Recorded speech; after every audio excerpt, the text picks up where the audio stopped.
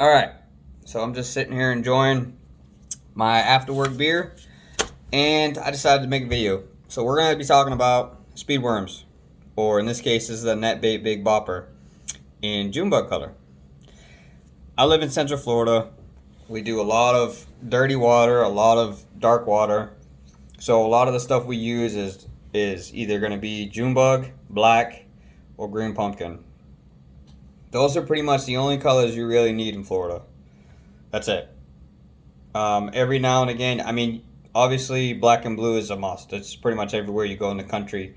I mean, you can even catch them on black and blue in Clearwater. So that's a whole nother video. But anyways, in tournament situations where there's a ton of pressure, and I mean, you got 40 boats on the lake. It's day 3. They've been getting beaten up by jigs, and they've been getting beaten up by shaky heads and 11-inch worms and just about everything you can think of.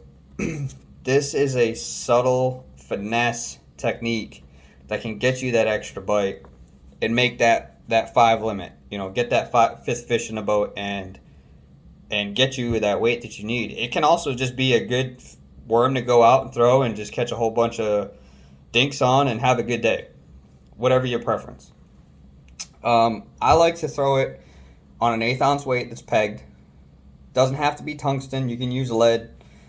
Yes, tungsten is more sensitive, but for me, if I'm just swimming a worm, or if I'm gonna don't really need to feel that extra sensitivity because it's a moving bait at that point, I'm not gonna spend the money on tungsten. I'm a budget fisherman like a lot of you, and tungsten is expensive. So I'll peg this and I'll swim this. In Florida, we have a lot of eelgrass, we have hydrilla, and we have a lot of laydowns. I'll swim this through all of it. All of it. Slow roll it. When you hook it, you're going to want... So when you hook it, here's a 4/0 extra wide gap hook. Okay? So you see how the cut of the tail is facing away? You're going to want to turn this so that when you finish tying your line, you want your line tie to be, you want this section of the cut where your tail faces towards the opening of the hook. And what I mean by that is it's going to lay like this. Okay, so you see how the line tie up here is straight up, and then you have the opening of the hook, and then the cutout is going to be facing the direction of the hook, so this way, where the hook is going to lay. And the reason for that is this will kick and it will disperse more water when it faces the hook. Don't ask me why. I honestly don't have an answer for you. I was always taught that way, and believe it or not, it does make a difference. At least in my eyes. Now, that's opinionated. I understand. If you would like me to get more detail on that, I will definitely do that. But for me, that's how I've always rigged it, and it's always worked out for me. So if you don't want to throw that jig, you don't want to throw that square bill across that laydown, you don't want to throw a shaky head worm or even just a 7-inch curly tail worm.